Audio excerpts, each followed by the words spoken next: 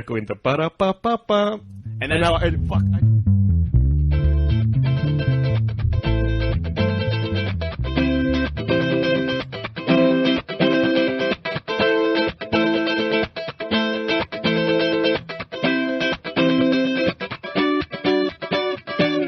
how's your adjustment going there, Joel? Sorry. I can't hear that. Huh? I can't hear it at all. All right, I'm sorry, hearing- I'm done. I don't know why we have headphones. I'm hearing a lot of background I noise. can't hear any background noise.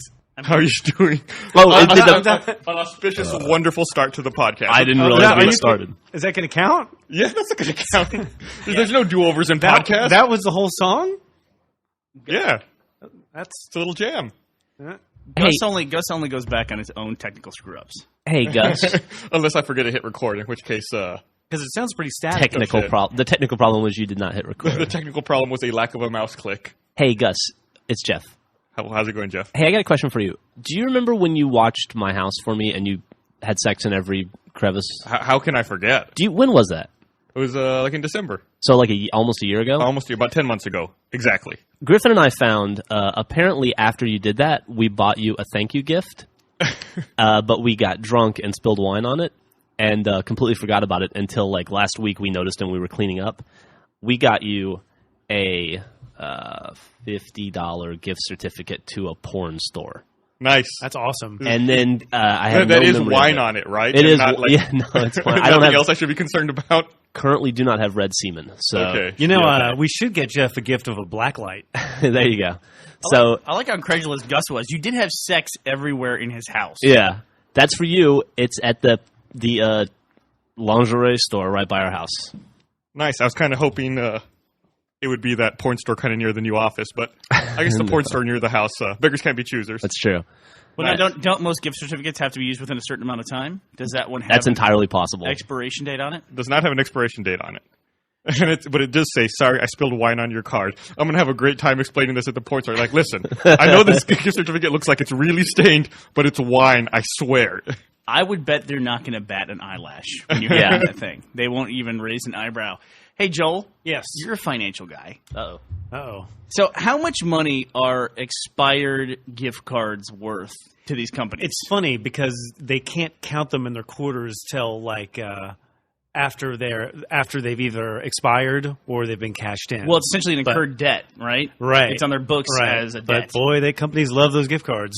Yeah, when because they Well, they get their money up front, and then there's no guarantee that the consumer will get anything for them. right, and they book it as a debt, and then all of a sudden they get to put it back on their books as earnings, essentially, right? Right, When, yeah, right, when yeah. they no longer owe the debt to the customers. So. We read a frustrating article it might have been a couple years ago at this point, Bernie, that was about Best Buy specifically and how much money they made. Do you remember how much it was? It was so frustrating. It was frustrating. I don't understand. Like, It was like millions and millions of dollars a No, year. that's what Joel. Yeah, I on think it was. expired I gift want to cards. say. Yeah, I want to yeah. say one quarter because it was the fourth quarter, maybe when holidays when people give those gift cards a lot. They were, I think it was $60 million. I want to say, I'm pulling that number straight out of my ass, but that's what I God. remember. I $60 don't- million. I just don't understand if you're running Circuit City, how you let Best Buy undo you. I just don't understand. Like if you're Did you ever go to a Circuit City? Did you No, ever see the no, people but- that work there? I think it's pretty obvious that they fucking did. how hard is it to fix that? Is it that hard? Have you never had the experience where you walked into Circuit City and as soon as you stepped foot off the path onto the red carpet, there were like 9 vultures trying to get you to buy a television and a refrigerator at the same time? What I'm saying is like, why don't they look at Best Buy and go, oh, well, let's just do that? One time at Circuit City, they convinced me that it was back when DVD players first came out. They convinced me I should buy an open box DVD player. I would save a ton of money. I was like, fine, I'll buy the fucking open box DVD player. I got it home. There was no power cord in there. So I had to go back and I had to buy a power cord. I had to go back to the same dude at the Circuit City. I was like, you knew there was no power cord in there. He's like, oh, yeah. I figured you had one at home you could use. I was like, what? Really? Power cord? Wow. So that was probably like 10 or 11 years ago. And I don't think I ever bought anything at the Circuit City after that. God. I think the big deal at Circuit City was they worked on commission, right? Yeah, they all worked on commission. So that's always the thing that leads to upset customers, essentially. Yeah. Gavin once told me he worked at a kind of an upscale grocery store. Waitrose. Yeah, in the UK, Waitrose. And he said when he was here in America, he was amazed at the customer service levels that you got with people talking to you because they were trained not to speak to customers. And over in England? Yeah. God, let's move there. Yeah, don't talk to the customers. Don't bother them. Don't ask them how their day is. Great. They Don't- also don't ask them if they need help. they had specific phrases they couldn't say because they sounded too American. Yeah, like he couldn't say "Have a nice day." Have a nice day. That Yep. it was not British. He was like, you were telling people what to do, and people didn't like that. You were telling them to have a nice day. Do you guys still like it? It's a very guy thing. Like when you're in Home Depot and you're say looking for a wall anchor, and you've walked up the same aisle like 5 or 6 times. How long does it take you to go and find somebody and ask them to help you? That's the thing, right? I've noticed that in places where you truly do need the help, you're not getting it. Well, Like I Home would never ask for help. At Home Depot? At Home No, Depot? never. Yeah. Specifically Home Depot, I won't ask for help. No way. I don't want. Really? I don't want to emasculate myself in front of some bored dude who gets paid $10 an hour to be better than me. Well, I'll tell you what, that is the thing, because a lot of times they don't really know either, and it just turns into a big waste of time. But come on, they've got, like, you go to the wall hangers, and they've got, like, 50 feet of wall hangers. Dude, And it's just, I'm so bad about it that I went to Home Depot a couple months ago, the one by our house, Gus, and I needed some chain because I was like chaining something up. Nothing weird or dungeon. what were you Let's take that gift card back. And have it I have a analyzed. fence. I have a fence that doesn't have a lock on it, so I put a chain around it and padlocked it. It was after my house got broken into, and they have this machine that cuts the chain. Like you stick the chain in and you go through a process and you cut it. Right. And I was looking at it and I was like, I could probably figure this out. And I looked at the guys over there that were working there. I was like, man, I really don't want those guys to cut my chain for me. And there's all these signs that say, do not attempt to use by yourself. Do not use chain. And I was like, fuck it. I could do this, right? So I figured it out, and it was actually pretty satisfying. And I cut the chain, and I was really proud of myself. And then I go up to the counter, and the lady goes, where's the chain tag? And I go, I don't know what that is. And she goes, you didn't cut this yourself, did you? And I was like, yes, ma'am. I didn't see anyone. And she goes, hold on. She hits a button. She's like, can I get chains up front? Or whatever the fucking, section of Home Depot is, and the guy has to come over and he has to take the chain from him, and he's like, cut the chain yourself, huh? Come on. And we had to go back and measure it, and he had to write out a tag and take me all the way back over, and the whole time lady was just like, looked like I was the biggest piece of shit on the planet. they have the same policy with the big ladders. Do they? I can already tell you. I was at the top of the big ladder, and boy, did I get yelled at. And it has signs all over. Yeah. Don't give your customer. You're not capable of using a ladder. Don't use the ladder. I read A staircase. I read an article a couple months ago about this guy, an inventor, who invented like a new kind of saw that was like apparently super safe, and it was used for cutting large pieces of wood. And he was trying to sell them to Home Depot, saying, "Listen, you can really cut down on accidents with your employees. You know, it's really hard to hurt yourself with this saw." So they ordered like 2 or 3 as a test. Then they told him the test was unsuccessful and they didn't want to buy anymore. And essentially, they just stole his idea and made their own version of that saw and installed it in every Home Depot across the country. Did he sue him? He sued them and won several $1 million. Good for him. Good for him. It was like for what one. the fuck? Well, that's the thing. It's like if you come up with a really great idea, a lot of times it's for I knew a small venture capitalist company that had a very, very great idea, but really you got to sell that sort of technology to Johnson & Johnson. So it's like, how do you go to Johnson & Johnson, sell them the idea, and not have them just go, oh, okay, and then just have them steal it from you? Yeah, apparently Home Depot had to pay him $25 million. Wow. Wow, good for him. So actually, he had to do it that way and have to fight in court for it. Yeah. And not know if he was going to get it or not. Yeah, Fucking it said scumbags. if he had it says that if Home Depot had just bought the devices outright in the first place, it would have only cost them $4 million. That's usually the case because I just read about the finance minister in Ireland gave the bank $4.2 billion to bail them out, but that day they could have bought the bank for $830 million. We're in weird times. With weird times. But it seems to be, the bailout thing seems to have worked. I mean, in the sense that things are starting to turn back around. The only thing that doesn't seem to be catching up is unemployment. Joel, you're a financial guy. Do you agree with that assessment? That's very true. I don't know. The thing is, I have to limit myself to what I have to say because I have so much to say about it that I'll bore the hell out of everybody. It'll be like Gus with World of Warcraft. We'll have to recategorize the podcast as financial podcast. Like and maybe we'll get on the top. Does Does NPR NPR like have a QE, financial- like the Fed approved QE2 more bailout yesterday or whatever, and then the same day they launched QE3, which is the big boat.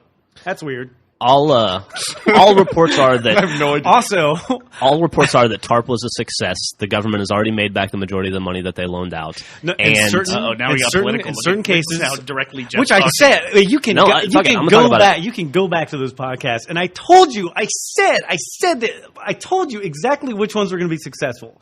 Like with the car companies, the government will make money on this. Oh yeah, they did. I guarantee you, but that's not the danger. The danger is looking forward in the amount of debt and the amount of real estate that they've taken off the market. And Well, You also have to look at it. A bunch of smart people did a bunch of analysis and determined that had the bailout not taken place, unemployment would be around 16 or 17% right now. No, that's the thing. I think I agree. I think it was the right move because you had to do it. Yeah. You had to do it. But now you got to stop. You can only push that button a certain amount of time. I couldn't agree with you more. Yeah, I mean, Yeah, you want to wean people off of that bailout money. you got to. I mean, look at the dollar is just like, careening lower. Yeah. And in other countries are scrambling to like lower the value of their currency. It's like everything is just, I don't know. Okay, Wow. kids, you can tell your I- parents to stop listening to the podcast now. We're going Sorry. to return to I am so bored by a conversation I helped start. I know. So let me go here. When you guys burp, your ears shut off for like a second, Yes. so you don't know how loud you burped. Do you ever have that? Yeah, of course. Some of my burps do that, but I don't feel like all of my burps do that. I feel like it's a defense mechanism I feel- my head has against my throat. I feel like the bigger burps I have, my ears don't shut off. So it makes me like extra proud.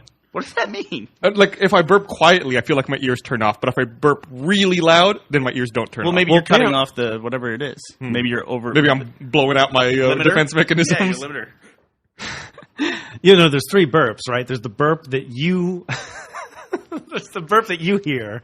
There's the burp that the other person hears, and then the burp in reality is different. So that's a weird thing. Why don't you think about that for a while? Yeah, this is a way better conversation. What reality is there besides you and the other people in the room? Exactly. Some alternate Hadron reality. Collider. Well, the other thing about Home Depot, though, is I have to say, is like Jeff had this chain thing.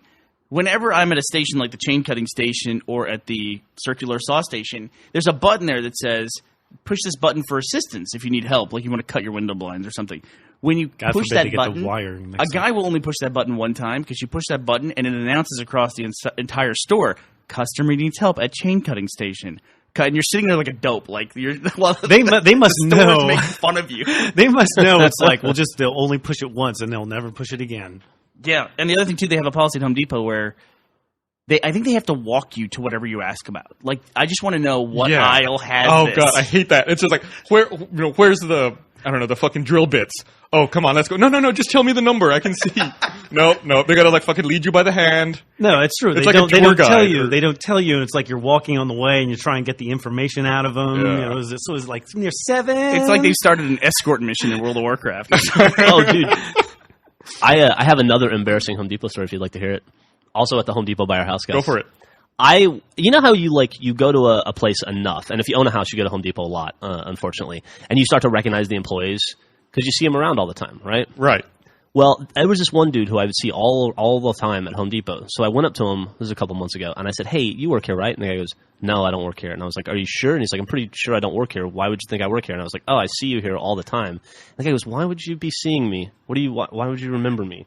And I was like, "I really don't know. I'm sorry. I thought you."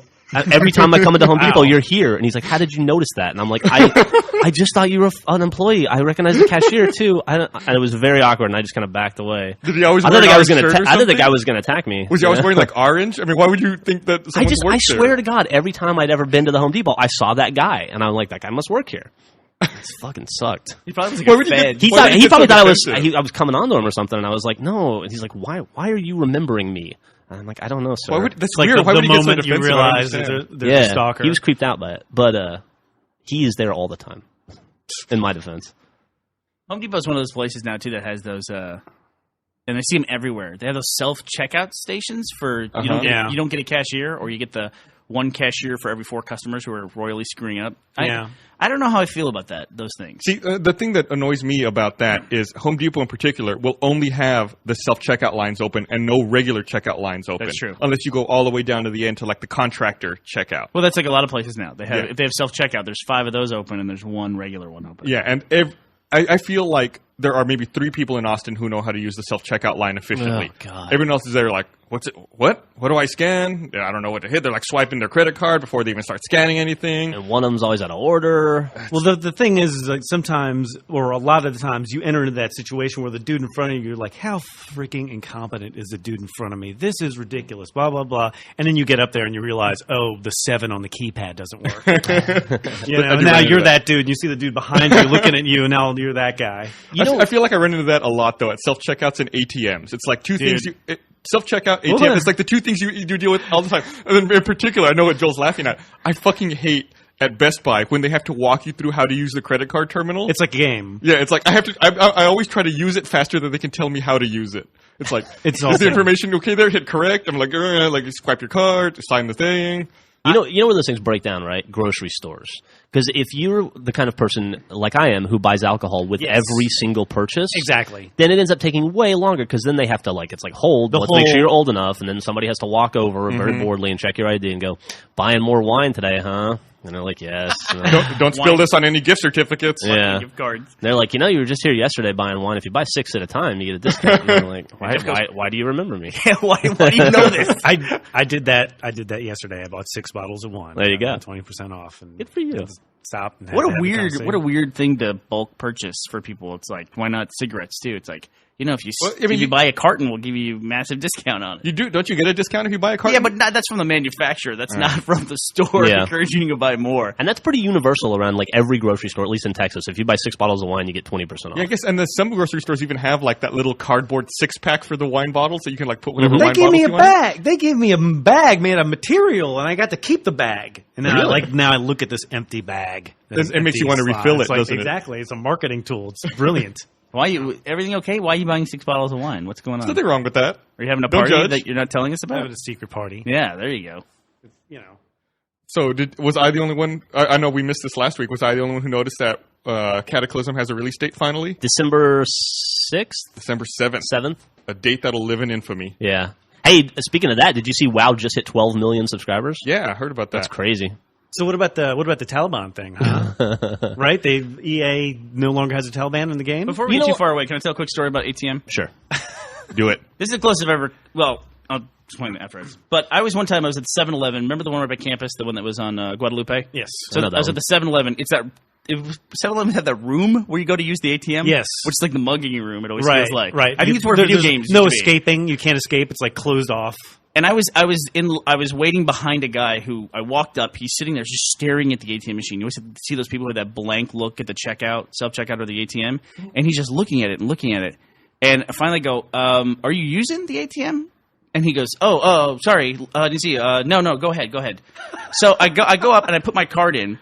It says, "Please insert card." So it sucks in my ATM card, makes a click noise, and then it says, "Please insert card." And so I hit cancel. And I go, this thing ate my card. And the guy goes, it did the same thing to me. And I'm like, you son of a bitch! Why wouldn't you fucking warn me? It's like it's as close as I've ever come to knocking out a perfect What the stranger. fuck? Isn't that like a common scam where people will put a card reader in there or whatever, and it will steal your? No, Yeah. it's a scanner on top of the scanner, Yeah. so that when you swipe your Oh, I card, see. it reads it. And then there's always too a little camera that watches your pin. Watches your pin being punched in too. So they say you should cover with your hand while you do your pin. Or just look for cameras. Or it's like a little pinhole. I mean, you can't tell a camera these days. Yeah. I feel like you could see the extra reader on top of the original reader. I feel like I know there's some that look pretty good, but most of them that I see online are pretty obvious. But for those people who appear to be using the ATM for the first time, they're always in line in front of you, they probably would have no chance of noticing. Yeah, well, fuck them. I'm only concerned about me. Yeah. Yeah, there's definitely nothing as worse as your card getting chewed up and spit out. I mean, that is That's like a week of your life gone. yeah. Tracking that thing down and getting a new one. One Yeah. time when we went to E3, I think it was the first E3 we went to maybe it was back in 2004 or so. The day I was going to the airport to get on the plane and leave. I stopped at the ATM on Riverside to get some cash. Got my cash, got in my car, started driving to the airport. And I was like, I left my fucking card at the ATM. I went back, it was gone. I was like, I'm about to get on a fucking plane and fly halfway across the country, and I just lost my fucking debit card. So I had to call the bank, and they were like, oh, yeah, most likely the ATM just ate it. When the card sits there for more than a minute, it'll just suck it in. That beeping noise it makes if you leave it. Now, if you left it on, one time I walked up to an ATM. It is one where you just swipe. You don't leave your card in it. And the guy in front of me walked away. I walk up to the ATM and says, would you like another transaction, yes or no?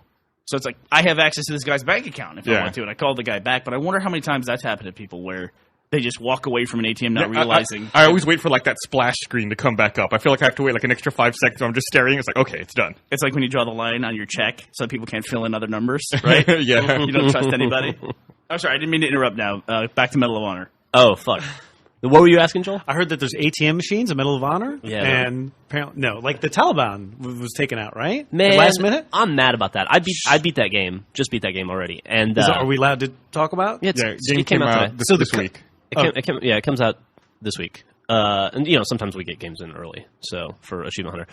And I beat that game. And the thing that's frustrating to me is they had the Taliban in, and I thought EA had a really good explanation for why you could play as the Taliban in multiplayer, and they were essentially in every game of Cowboys and Indians, there's a good guy, the Cowboy typically, and bad guy, the Indians. When you're playing at World War II, somebody has to be the Nazis, right? There has to be a bad guy. I don't like the characterization with this. I don't like the characterization of Indians as bad guys, but I'm sorry. I'll follow. Yeah. Well, I'm just saying. I'm thinking, or like, all right, you how know, about like, they're the bad guys because they're the ones that open the casinos. yeah, like for if I can put it in perspective for you, like Americans versus Mexicans, right? Somebody has to be the Mexican. Nobody wants to be, right? So they, the military, in their infinite wisdom, decided to ban the game on all AFIS military installations, which is like the mall in the army or in the military. It's called AFIS. It's interesting. I don't remember what it stands for. Something exchange. But that's where you can go buy like DVD players for really cheap and shit. It's like a Target for the army. Like a PX. So yeah, it's the PX. That's what it is. Public exchange. And EA buckled under the pressure and decided to pull the Taliban out. They basically renamed them to opposing force. And so the military said, hey, we appreciate that. We're still not going to carry your game. And I played the game, and that game is a 5-hour blowjob to the United States military. It is so pro-American that I was ready to get like a pickup truck and put an American flag in the back of it and join the army all over again. It's like, I hate the fucking Taliban. Like, I didn't like them before. Now I hate them. Dude, until you're in Medal of Honor fighting, I also understand why Afghanistan is so hard to fight in and the Russians lost. It's fucking terrible in those mountains, dude. It's cold and it's bitter and there's no line of sight. And there's a dude with a fucking RPG behind every rock in the entire country. It's terrible. So it's fucking terrible. You understand Rambo 3 a lot more? I do. Man, I hate the Taliban. And that game is so pro-American. Even at the end, like after you beat the game, there's like they wrote like a novel of thanks to the armed forces, where it's like, you know, this game is dedicated to every single person who's ever, you know, served in the military. Blah blah blah. That for game like was a half an dedicated hour. to you. It was. I felt it. I felt it. It was good. And I just like, if anybody in the army, in the higher up, had played that game or experienced it, they would buy a free copy for every single person who's ever served in the military. You know what? I have no problem with that. Yeah, I mean, it's such a pro-American game, and it's fun because of that, too. You get so caught up in it, and the story, by the way, the single-player story, is, I think, way better than Modern Warfare 2. I hear the multiplayer experience is not as immersive. I can't. I mean, I wanted to play it before. Now I really want to play it. Well, why wouldn't it be pro-American? It's made by a company who compares Indians to Nazis. There you go. So did EA really make the statement about Cowboys and Indians and Americans and Nazis? Yeah, somebody from EA did. Probably, yeah, maybe not the best semantical. So I understand it's not politically correct, but sell EA, and I agree. I can't wait to hear the apology. They made that comment weeks ago. Yeah, I feel like there was some controversy about that, but I don't feel like it was as big as I thought. I feel like it was blown out of proportion, I should say. Yeah. Like, the people who were complaining about it were complaining very loudly, but I don't feel like there were too many people complaining about it. The people that were complaining, too, were complaining because they don't want to put this in kids' hands. This was, like, concerned mothers and stuff. And they did a study and determined that the average age of a person who plays Medal of Honor is, like, 35. Well, also, right. Medal of Honor is a rated M for mature game, yeah. which means you have to be 17 and above to buy it anyway. Right. So you can't... What world do you live in? Hey, I'm just saying, the ESRB, they do a good job of policing that. They do. If a parent buys it and gives it to their kid, then the responsibility is on them. The kid's not going to go into the store and buy the game. On a rare occasion... I have gotten carded buying games still. And there's got to be a balance, and I think that, you know, they're doing everything they can do within reason. Yeah. I don't believe all those average age studies. I don't. You don't? I don't believe that. I don't know. I think there's some crazy math going on there. Like, I think there's enough ages above 25. Do you think it's a marketing thing? Well, if you average ages, like, it depends on how they do this. The average age of the person, are they weighting it by the number of people, or it's like 17-year-olds play it and 80-year-olds play it, so the average age is 45. Well, in the end, you know, it's like it's probably in your interest to serve the demographic of people that have money. Yeah, well, I mean, disposable income is something else. So, I mean, even if it's not, that's certainly how you want to have it perceived. Or you could be like the Drunk Tank podcast and serve a demographic of 95% of people live at home unmarried. In basements. That should be one of the questions. Do you live above ground or below ground? Are you a slee stack? Check yes or no. Or do you live under a bridge? When you look out a window, do you have to look up to the window? Are there bars on the window? Do you see other people's feet through your window? How did that become a thing? Like that people live in the basement? I've never met anybody who lived in a I basement. think it was all Laverne and Shirley, right? Was it? Yeah, they lived in the basement, and that was always we like knew someone who lived in the basement from back in Drunk Gamers on the forum. There was someone who lived in the basement. Is that true? Yeah. There's not a lot of basements in Austin, right? Not in Texas. No. Not in Texas. No. There's not a lot of basements. So I mean, if you're in Texas, you got a basement, you're committed. So That's a weird thing. Yeah, in Texas, there's really no basements at all. if you're I really have a nerdy, you basement. got to be really industrious as well. You don't- build your own basement. You don't really have a basement. You have an area under your house that has a door. Just And because of the how do you slope, define you a know? basement? It's walled in. Got to be surrounded An by area like, under a house like with a four door? walls. Got to be surrounded by 4 walls or 3 walls, right? Like, is it a room down there? Yeah, I got a room down there with a washer and a dryer in it. I would define a basement the as clarification I would make is you have a dirt floor down there, don't Oh, you? you I have have two. you have a I dirt floor in well, your half basement? of my house is a dirt floor. It's like a crawl space, and the other half is where the laundry room Yeah, is. is that a You dirt live in floor like though, a- or is that? No, it's concrete. Oh, okay. Does It's all concrete concrete in. connect to the dirt floor? I think this means you have to. No, it's become like a it's serial like my killer. basement is like a self-contained thing. It's like a room under the house. Yeah. It's like If it has finished out like any other room. If it has a concrete floor, I say it's a basement. Yeah, I also think a it basement floods when it rains. that makes it a basement. Yeah. Yeah, I would go there in a tornado. But I would say a basement would qualify. A house with a basement has a staircase inside the house that leads to the basement. That makes sense. Like you access the basement from within the house. Or through like those doors that open up next to the house and you go down. Do you have those doors, like cellar No, doors? I don't have You have a cellar doors. cellar. You don't have a basement. How can I have how can I have a cellar without cellar doors? You have can a door? tell that this group of people have The, been I'll hanging put it this way. around like city inspectors too much. The lately, MLS you categorized my house as having a basement when I bought it. So Okay. That's owner talk description. shit though. about my basement. How dare you? Your basement's very nice, Jeff. I Thanks, like man. it. I should Thank you. have made fun of Jeff for thinking that the internet basement dweller is based on Laverne and Shirley somehow. No, I'm just saying that's the first time I ever remember seeing somebody live below ground where you see like the feet walking by. It's on like the intro to the show every week. Not that I watch it still. How long do you think Laverne and Shirley ran? I don't know, 4 or 5 years. I'd say like 4 or 5 years. Yeah. Well, it depends if you count the Cagney and Lacey as simply the second part. I don't Oh man. know. Just strike that from the. Was Laverne and Shirley part of Mary Tyler Moore? Weren't they based in Minneapolis as well? I don't know. They were in Laverne and Shirley were in Milwaukee. Yeah. Milwaukee, that's what it is. Is Milwaukee Remember they worked in the Schlitz factory? There was in the a intro? spin-off to Happy Days? it was yeah. Because they were Fonzie's friends, right? Yeah. That's right. That is right. See, and Fonzie lived in a garage. I think something Behind spun the Cunninghams. I think something spun off of Laverne and Shirley too though. Jesus, I just looked it up. Laverne and Shirley ran for 8 seasons. Yeah. There you go. Yeah. That's crazy. Does it I show- guess I saw it in syndication. Must have known it went longer than 100 episodes. I think there was like a Lenny and Squiggy show after Laverne I and think Shirley. there was. Yeah. Lenny and Squeaky. There was a Lenny and Squeaky Yeah, there show. was. I wonder what the longest string of spin-offs is where like Happy Days spins off Laverne and Shirley gotta be and Cheers. Joni Loves No, I Chachi. think it Cheers. Laverne and Shirley spins off. I mean, the longest. I think the thing with the most spin-offs was. Would it be like the most connected I string think it of was spin-offs? All in the Family. Because the Jeffersons came off that, and a bunch of stuff came off Jeffersons. Really? Yeah, that could be Yeah. it. Jeffersons were a spin-off of All in the Family. And what was a spin-off of that? Oh, I don't know. I think the longest running Not- one though not was Cheers?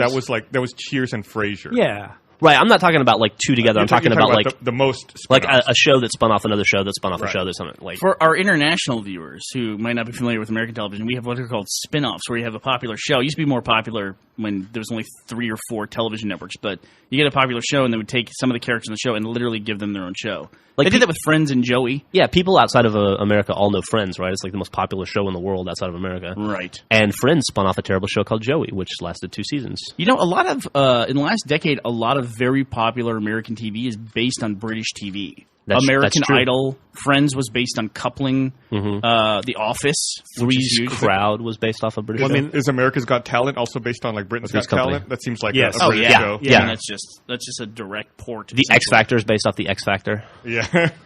Did you ever see? Did you guys ever see? Jeff, you were a fairly big American Idol fan back in the day, right? Sure, man, I'm all about it. Did you guys ever see World Idol when they got all the winners from the Pop Idol contests around the world and had them in a big contest? Yeah, didn't that like ugly Irish dude win? I think he's a Norwegian dude, Maybe that was it. and his name is Kurt Nielsen, I think. He was good, Dude, he can sing Bono like you would not believe. better than Bono. Probably better than Bono. It's amazing. It's amazing. While you guys, I'm going to look it up on YouTube so we can play it. I think the guy also didn't speak English, right? He's a plumber. Well, that's what I learned on World Idol, that apparently when you sing, You don't sing with an accent. Nobody Yeah. has an accent when they sing, and I didn't Because know you like that. elongate vowels or whatever? I have no idea. It's a weird phenomenon that I have no musical training whatsoever, so I never knew that. So you're talking about playing Medal of Honor. Yeah.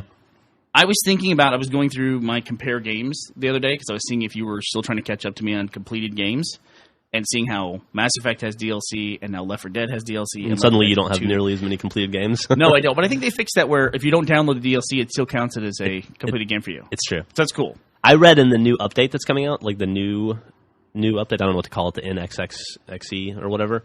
Connect to one, essentially. Yeah, they're going to have the one thing that annoys me about the dashboard right now is it shows you your completed games, but it only shows you the top 12, and you don't have the ability to drill down and see all of them. What is top 12? The most 12 recent. Most recent. They're going to fix that so that you can have a more immersive experience where you can go in and like look at all the games that you've Well, like I completed. say, for a guy who's like run the podcast for over a year now, Gus set our microphones up on a table that is essentially like a drum. Yeah. And I don't know why you did that. I haven't had time to do anything in my office. It I've also been so doesn't fucking have busy. a 1 square inch of flat space on it. It's like super bowed. I think I stole that table from Monty. I think he had a bunch of models on it, and I took it. Yeah, the thing about this place is we need more surfaces. I went out and bought a bunch of little folding tables, and we need to get you a better table here, Gus. Yeah, it's a temporary solution. We're going to build something out. So I was looking at the compare games, and I was noticing all the games that I have not played. First of all, you talked about Kinect. Are you going to buy Kinect? Yeah, absolutely. I'm getting it for Are $1 you million. going to buy Kinect? I don't know. On the fence, I don't know. It's got achievements. Also, I'm going to buy a Windows 7 phone, even though I have an iPhone and I'm not going to use it as a phone. I'm just going to use it to play games. Really? Yeah. It's really interesting. I'm going to buy Kinect. I'm not going to buy a Windows Phone because I don't want another thing in my pockets. That's a big thing with me. If I can find a way to get rid of my car keys, I'm this close to getting rid of my car keys. I'll be so happy. I'll just have a phone and a credit card, and that's it. Okay, here's all the games that I haven't played because I was looking at games that are upcoming, and I thought, I should play Dead Rising 2 because I haven't. I've missed the following games. I missed Dead Space. I missed Rainbow Six Vegas. I missed Gears of War 2. Never even loaded Gears of War 2. Fantastic game. Really? Oh, it's great. I loved it. It seems like a lot of people who played Gears of War 1 felt like there was a drop off. But See, I didn't play Gears of War 1. I loved 2. Yeah. I played Gears of War 1. Yeah, I played Gears of War 1 as well, but it had that big gap in the plot line in the middle of it that made no sense to me. I still couldn't tell you what... I've played both of them. I couldn't tell you what they're about, but they're fun to play multiplayer in. It's also weird, too, that now Gears of War 2, I keep reading, they're going to have 31 times experience. Like, you know how Halo has double XP weekends? Oh, are they really? They have 31 See, times XP. This is what's like happening with the Fed. When is that happening? Yeah, exactly. It's like XP bailout. XP inflation. When is that happening? Because I need that. It's around October 31st. That's why they're doing Thank it. God. The Chinese have their XP controlled. Because it's almost impossible to get to level 100 in that game to get that achievement. So China is buying all The the Gears government of War manipulation of players. XP. It's true. They're buying up their XP debt.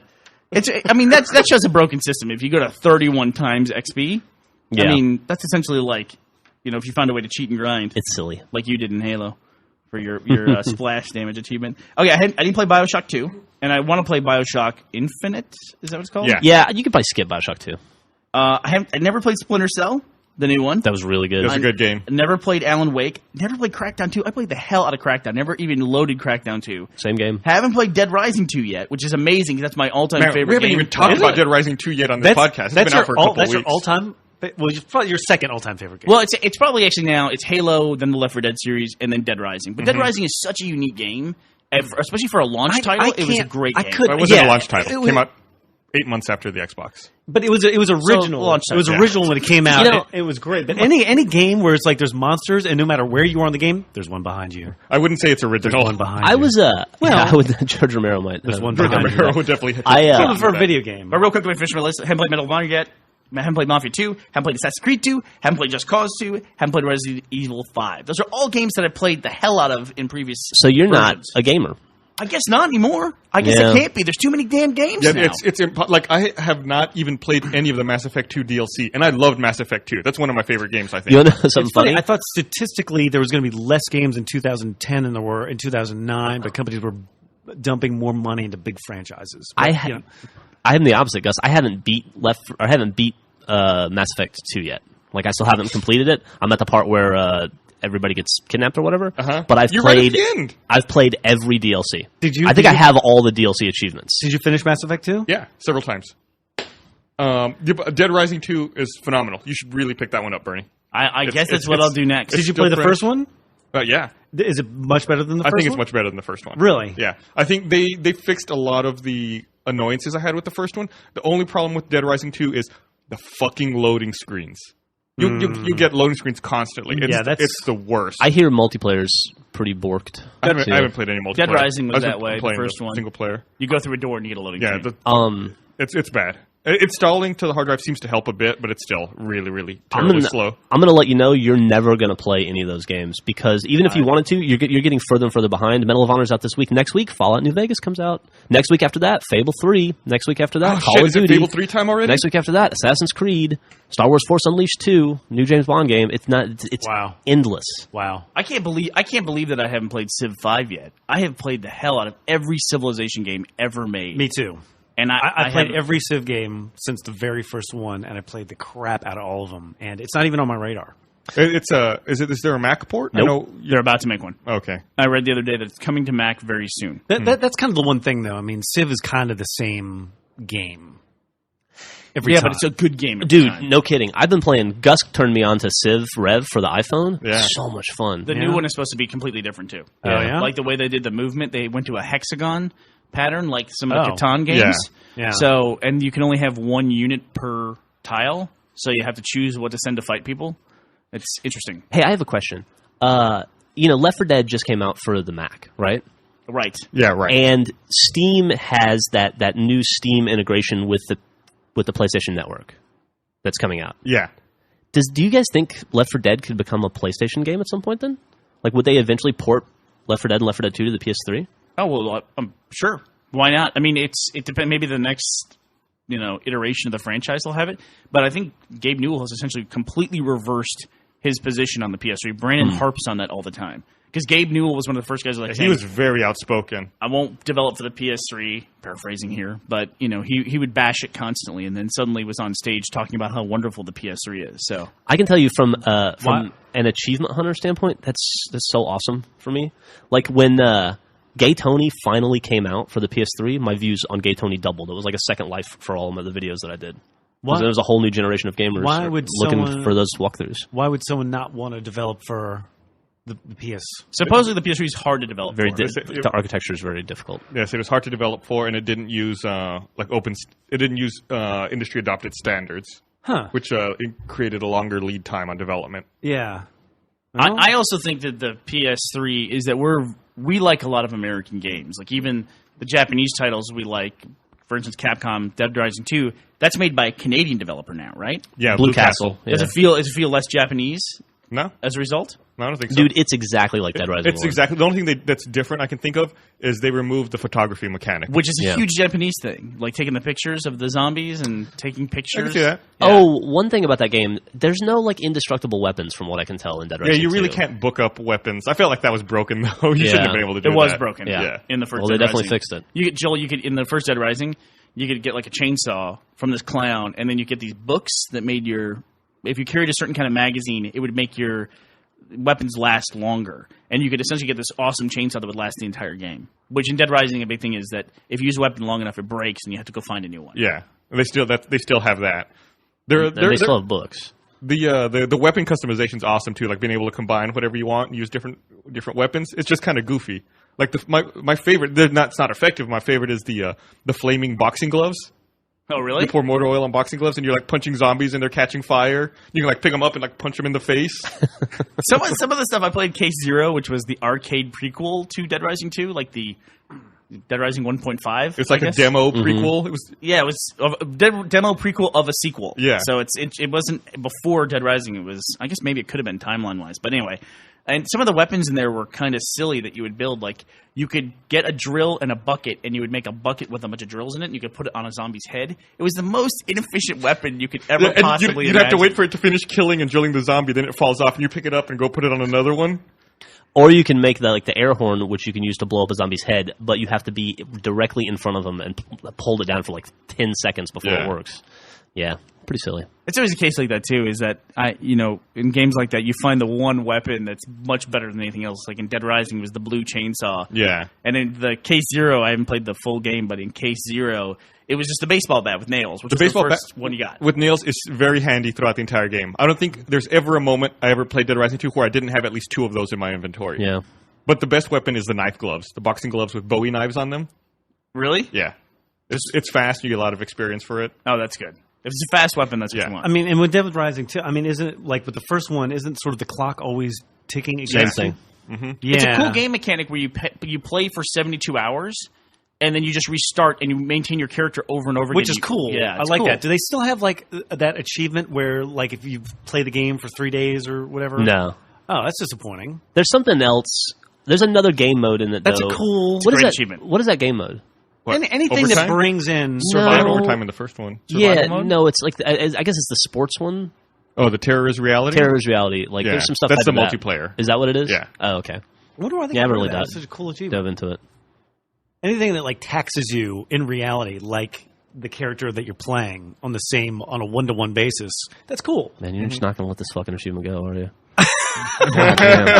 I don't mean it like that. Let's talk about this all I don't mean it like. Do you know the history of this? Let's do. I know the history. We haven't talked about it in I'm 3 or 4 I'm not podcasts. talking- So I can go through that I'm not. I did. shitstorm again. Why haven't you gotten it? Just out of curiosity, why haven't you got the achievement? Do you see this list of games you got going on here? Oh, I got that. I got to do that too. that's 2010 for you. 2009. This goes back to 2007. Very, very busy with Achievement Hunter. Very, very busy. Yeah, I was playing Modern Warfare the other day, and I was thinking about the achievement race that we had back then, which essentially, I mean, Modern Warfare is, I guess you could say, the thing that kind of the game that started Achievement Hunter in a way, because that fun race that we did and the Mile High Club thing that we did. Absolutely. Absolutely, yeah. We should probably explain what we did. I fucked myself in that too because I gave Bernie a key I mean, piece of information he didn't know. That last challenge, I would have killed myself had I gone through that whole game. And then the last achievement is, guess what? It's not possible. I mean, that was hard, dude. What we're talking about here is Jeff and I. That was just back when. Well, go ahead. What was it, 2007? Well, I mean, guess? like I don't know. we've entered an age. Joel's not gonna now. let us go ahead. I'm sorry, I can't help it. We've entered an age now where it's like if you run into trouble on a video game, you go to someone who has already solved the problem for you, Right. online. That wasn't always the case. Wasn't the case before me. What we did was Jeff and I, Modern Warfare was coming out. The first one, Call of Duty 4 Modern Warfare. Yes. And so everybody knew it was going to be a popular game already. And Jeff figured out that all the achievements were single-player achievements. Which we love. And we had talked for a long time about having a race, an achievement race. Who can get all the achievements in one game the fastest? And so Jeff and I, we got it. We did it over a weekend, right? We did it over a weekend. We started on- You did it. We started on quick. Friday. We started on Friday. Like, we waited. It wasn't launch day, but we waited till Friday, and we said, okay, go at noon. And we both raced through the game as fast as we could, which meant mainly finishing the game on Veteran and collecting a certain amount of things. There was TVs. 30 little Intel things. And there was a couple other ones. Oh yeah, Intel. And that got you to 980 points. And that we were going and marking each other's progress. Jeff went offline to hide his progress and kind of like, subvert his own work. I got to 980 before you did, but you blew me away on the fucking. You say blew you away because 980 took us to a thing Mile called the High Club. Mile High Club, which was a bonus level that you had to beat on Veteran to get the last achievement. That was essentially the entire race. It took me like 500 tries. It was Jesus. endless. It was over and over and over again. I probably did it at least 250, 300 times. And At least. what was the achievement? It was to go through that last airplane level On Veteran. and like free the hostage essentially. But did you have to do it in a certain You amount could of do it a time? minute and a half, I think. No, it was was it a minute and a half? That might have been at 90 seconds. Yeah. You had to run through the bottom floor of an airplane, kill about 25, 30 guys, then go upstairs and kill about 15 more, and then shoot a hostage taker in the head behind the hostage. And it's 60 seconds or left. 60 seconds. 60 seconds, sorry. And it's I can't believe I forgot that. I did so many times. it's rough because there's a lot of patterns you learn, and there are sometimes when you play it, if a pattern pops up, you can't do it. So you got to wait for the right pattern, and You sound like fucking King of Kong. you have to rely. Well, That- you have to rely on AI to do a lot of the killing for you, which is tough. It's That- very that- terrifying. That's the one thing I don't like about video game scenarios sometimes when you have to do something over and over again to the point where it's no longer a game. You now understand the mechanics of everything that's going on around you. And it's a 0-1 proposition where it's like, okay, either I got this one or that one. Oh, this is impossible. It's just when you break a game down to that level, the game's lost because that's not a game anymore. I should break that out today and see if I could do that run again today. I bet I could. I remember it. Yeah, I can tell you turn for turn and person for person running through that thing Dude, where everybody is. I can see it in my head right now. It's horrible. I know. Did you I know did you- when to throw the flashbangs. Did you go left or right on the first?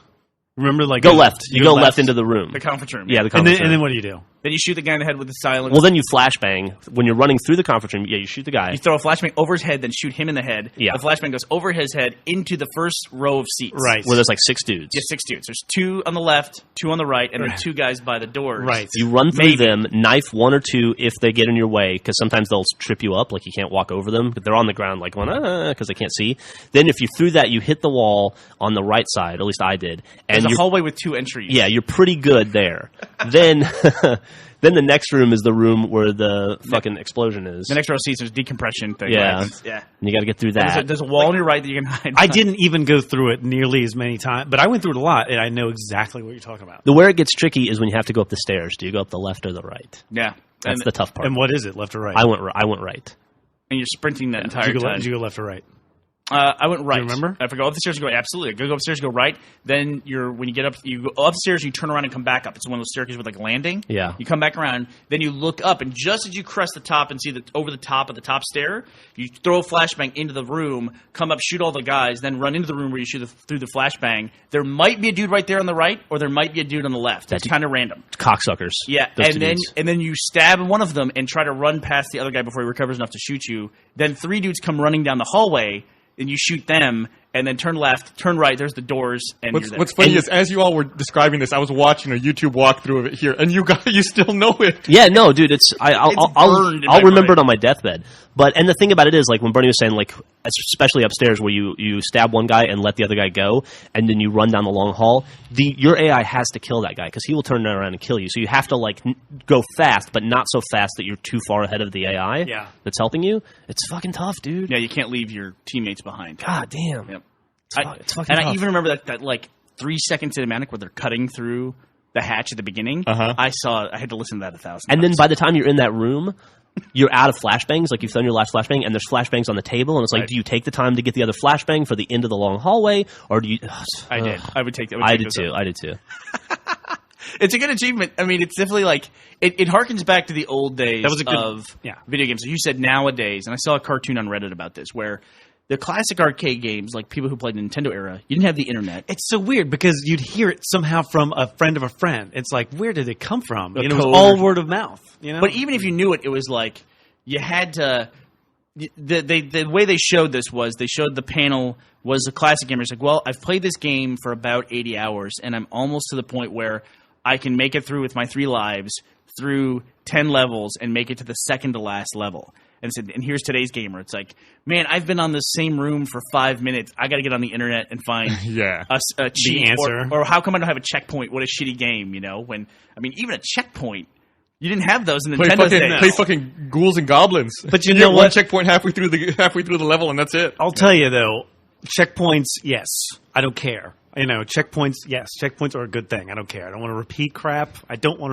Games are a That's lot more how you complex. play Call of Duty. You play for checkpoints. Yeah, and I'm fine. That's good. The interesting thing about Call of Duty on Veteran is that you get your checkpoints are awarded by time.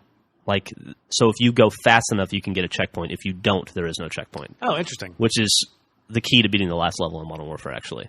And Modern Warfare 1. And that's I like that mechanic because you're That's funny. I rewarded was for never playing quickly and conscious of fast. that. Because nobody tells you. There's nobody to Yeah. know. You have to figure it out on your own. You know what I think you should do? I think you guys, having done this, and I did this weekend, you guys should do another achievement race for beating Halo Reach on Legendary Solo, because there's an achievement associated with that. Yeah. And that will destroy you. I'm I about- haven't even started. I'm about halfway through. I hear people talking about it. It's like, oh, well, I get upset with them.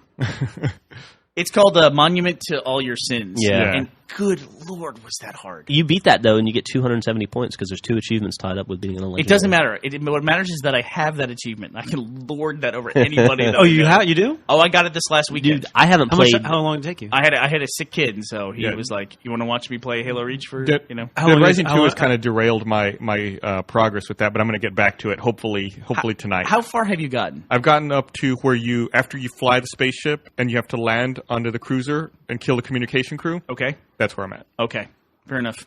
So How where long- you have to drop in and Yeah, like like- essentially the assembly multiplayer map. I've been trying to drop in for about 50 tries now, and I cannot drop in successfully. Right, So. and then you have to go fight all the way to the bridge. That Yeah. bridge is when you get to the bridge and all your AI are dead. There sure. have been some very frustrating parts in that game so far, and this is it's tough. It's really, really tough. Bungie was very cool and did a very cool thing where they put our names as troops that you can be assigned in Halo Reach, like the little guys who add into your squad. Yeah. So there was a couple times where you guys were actually in my squad. You fucking suck. You guys both died right away. I It was still almost haven't like seen a real any of those. co-op experience because you guys were dead immediately. Were you screaming like a little girl? Because that's a real co-op experience. Yeah. Ah, there's a Covenant. Get off me! There's a fucking plasma grenade. Your feet just fucking move. The hardest one for me, I have to say, out of the whole thing, and I'm sure everyone who's done this, all 5 of us in the world, hopefully, because that was hard.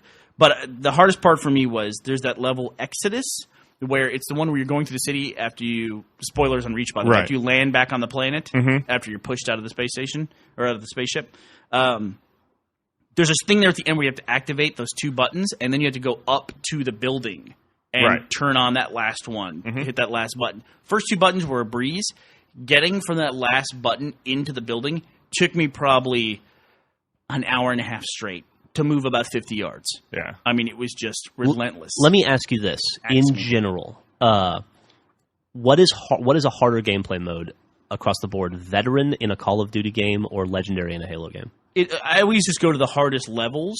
So what's harder? The hardest? Which one's harder to beat on the hardest level? The hardest level on Modern Warfare. I didn't play Modern Warfare 2. I guess I did play you on did. Veteran. You I did. didn't. You had a tough time on that one where you have to clear the house out and then run down to the helicopter.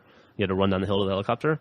Yeah. And you guys run across the rooftops. You mean? No. Modern Warfare across 2. across the Oh, that was a field. glitch though. Mine Yeah. was glitched. I just restarted and I beat it in like a minute after Okay. that, and that was really weird. Every time I got to the point where I was supposed to get the cutscene, there would be an explosion. I would die, and I was thinking, what am I doing wrong? And finally, I just said, forget it. I killed my checkpoint and restarted. But I wouldn't say Modern Warfare 2 is that hard. I agree. Modern Warfare 1. Yes, Modern Warfare 1 was harder than 2. There was a Ferris wheel level The on Ferris Modern wheel Warfare. level. Oh, Modern yeah. Warfare. But you know what? That was a blast. No, It was so it wasn't. God, That I was had so hard. It took me 3 hours to beat that level. I wrote a journal about that one. I love levels where it's a super hard level, but you get to at least have the time where you control the beginning of it, where it's like, okay, I have some planning, where this is where you set out the charges and you set out where you control the space to some extent. But in the beginning, yeah. when Yeah. you're doing those run-throughs and you have those levels where you do 5 minutes of setup and then you just get killed by you miss this one shot until that one guy kills you. So you got to do the setup over and over But again. that was the one experience. I've had only a handful of experiences where I just got killed over and over and over again. Didn't mind it, had a blast. So, And that's one of them. Are you saying that the Ferris wheel level in Modern Warfare was the hardest level in Modern Warfare to complete? I would say that was, of the veteran levels, that was definitely one of the hardest levels I've ever played. I mean, Mile High Club wasn't part of the campaign. Right. But, I mean, there was stuff on Legendary where I was like, I literally said at some points, I know this can't be done. I know I can't beat a room of 5 zealot elites with an engineer giving them extra shields. It can't physically be done. It cannot happen. And like I said, I'm not all the way done yet, but the part where you have to cover June as he's like setting up it's on Nightfall, as he's setting up the explosive on the cloaking shield. Oh, yeah. And the dropship comes and drops elites and 2 hunters. I about put my controller through the TV.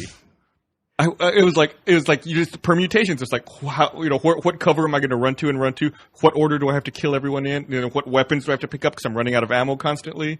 I can say with the utmost confidence, I now know why the Halo Reach console comes with 2 controllers. Because you will need that second controller when you smash the first one into oblivion. What do you think was the hardest level to complete on Legendary and Reach? It was Exodus for me. Exodus. It was the very, very last checkpoint on Exodus, and I'm sure there's some people who did it in 4 seconds, because they had the right weapons. If you don't That's what I find the most frustrating is that when you're in a scenario and you're like, well, I don't have the right weapons, I'm kind of screwed here, and it's just like do I go back and blah blah. you play the whole level again to understand what I'm about to get into. Yeah. Yeah, they really do a good job of making you pick and choose. And then on some of those levels, you're just scrounging for anything you can find to complete. I felt like all the time it was like I don't have enough ammo, I don't have enough weaponry. I don't know. I also was dumb too, where I had at one point I had a fuel rod cannon that I think had, which is the alien equivalent of a rocket launcher essentially, and I think it had 28 rounds in it. I thought this is my trump card, and I kept that thing forever. It didn't matter. I should have just abandoned it for a plasma pistol at any point in time. A plasma pistol and DMR or that needle rifle, that's the way to go on Legendary. Anything ranged. I hate the assault rifle. I don't want to get up close. I want to stick to the DMR and pistols and needle rifle. Anything from range where I can hide behind cover. DMR is a tremendous weapon. Absolutely fantastic. You look like you're going to blow up. I'm going to blow up because there's something I hate in Halo Reach. I mean, there's something that if I ever see this in real life, which is impossible, it's a fictional game, I will punch it in the face. But I won't be able to because I won't be able to hit it. I don't know if everyone else has this problem. What the fuck happened with Jackals between Halo 3 and Halo Reach? I cannot kill Jackals to save my life. Are you talking about Jackals or the skirmishers? No, dude, I'm talking about straight up little dopey birdie Jackals. I've noticed I have a lot more trouble with Jackals now than I used to. I hate them. I would rather face an elite than like 3 Jackals. I mean, they are impossible. I save my grenades just to kill Jackals. I have a lot harder time hitting that little weak spot that they have. Yeah. Yeah. And I feel like it takes more shots to take them down as well. They move around a lot more too. Yeah. Oh yeah, they do. Yeah. Everything moves. They also, like on Legendary, you had the thing where anytime you have like the DMR or something that's a scoped weapon, where you're like zoomed in and you like shooting an elite in the head, it takes like 10 shots with the DMR to take his shields off, and you get that pop and his shield comes off, and then instantly something taps you and it takes away your zoom. Yep. Yeah. It's like they have the timing on that so perfect, and you just want to like tear your hair out when that happens. And then the elite just like ducks behind a rock, and you're just like you're in agony knowing you've got to do all that again. But seriously, I mean, I don't know what they did with the Jackals on Reach, or what it's a prequel. So what did the Jackals lose? But I mean, Jackals were my nemesis on Legendary. They are so hard to take down, and they're almost like a step up from a grunt, right? So they throw like 5 or 6 at you at a time. I feel like every time I interfaced with those guys, and I haven't gotten very deep into Legendary, but it's like I've wound up running up, punching them. Yeah. Well, good luck with that on Legendary, because if you come out from cover, it's just like you take 2 steps and you're dead. Like in Exodus, the level I'm talking about, all you have to do, you don't have to kill anything. All you have to do is touch a button, and that level's over. But it is impossible to wade through. I found myself doing a couple of end arounds where it's just like, okay, I'm just going to pass this up, especially in the early level. But in this case, you can't. You have to get to the button. You have to get to the button. Yeah. Well, you could do it. You could do it on the club Herrera level, where you have to fight 4 hunters in that one club. Oh yeah. You just book it. You know. Yeah. Why does anybody fight those hunters? I don't get that. Like, I was doing the campaign, the first weekly challenge to beat it on Heroic, and I was doing a co-op with a bunch of people, and I was back at the Falcon going, let's take off, and the guys are like, they're like, why aren't you helping with the hunters? I'm like, why would you waste your time with those hunters? Doesn't make any sense. Yeah, even on Legendary, you can bolt right by them. That's nice. Yeah, that's the best thing to do. I actually thought about, on Legendary, trying to initiate that little party. How tough is it? Oh, yeah, you could do that to circumvent that. How tough is it to get through... I have things that I haven't played on Legendary yet. I mean, I played the level where you have to, I think it's I don't remember the name of the level, but it's the one where you have to get the tank to survive through Legendary. I did that achievement. Going back into Sword Base? Yeah, going back into Sword Base. That's the only thing I've touched in Legendary. But when I think about stuff that would be really hard, the part that Gus is stuck at seems like it would be impossible. But also the part early on in... Bernie's shaking his head. Yeah. The part early on that... Club Herrera level where you have to go into the hospital and go all the way to the back and get the shield generator or whatever, and you have that one long hallway that's full of brutes. Yeah, it's a hospital level. Yeah, the hospital where level. You go down that circular. You go down the spiral, down the and then that seems like it would be like next to impossible. There's a it's when you're coming back. Brutes have a thing where they don't have shields, so you can use the needler and just waylay brutes. The needle rifle and the needler are just, I mean, they just tear brutes up. When you're coming back, though, you have all those jumping jetpack elites. Yeah, and that's I hate those. All it is, checkpoint to your friend. Okay. And that medic bubble shield, that does nothing in Legendary. I mean, you have to be behind a corner. It's just a healing unit that you have to hide to use, because you can definitely not pop that bubble shield and hope for any Those are the things that annoy me the most with the jetpack. Even in multiplayer, when you're playing against people and they have jetpacks, fucking hate them. I'd rather fight a dozen of those than one jackal, I think. How about a jetpack jackal? Those guys also suck. It's a horror story. Those jackals are so terrible on Legendary. I can't believe how hard it is to fight those things. They're nothing in any of the other Halo games. They're fodder. And they're just, I see one, I'm like, oh no, a jackal. I have no grenades. What am I going to do? Yeah. Hologram would be great if Hologram was present more often. Because if you get those stupid jackals to turn around, then you could be in business. But yeah, they're really good with those shields. Another question, too, and it's just because I played so much Halo Reach this weekend that I have all these questions. Sounds like you guys are really attacking the single player more than multiplayer. But yeah, I played, I think, 130 Reach games, which I was surprised to see, because I don't feel like I played a lot of multiplayer. Flash one of our buddies, has played 850 games so far. What rank is he? I want to say he's Lieutenant Colonel. Really? I want to say He's he up is. there. He's up there. Yeah. And I know somebody else we know has 1,000 points. I can't remember who it is. Every single time I've logged into Reach, he's on. Yeah. Every time. There's not a single time I haven't logged in where he's not logged in. I think I played 2,500 total games of Halo 2, and that was ridiculous. And that was over 2 or 3 years. Damn it. He's played 800 games in, a week? Or a week and a half? 2 2 weeks. weeks. Yeah. That's crazy. That's pretty crazy. He even posted a tweet that was like, I don't get a chance to do this very often, but I'm going to relax Friday. And it was a picture of Halo Reach and like a bottle of booze. And I was like, how the fuck do you not have... You are obviously playing Halo Reach 24 hours a day. I think he meant he doesn't drink very often. Ah, that must be it. Oh, you didn't even see that part of it. Yeah, that's just normal Friday night for you.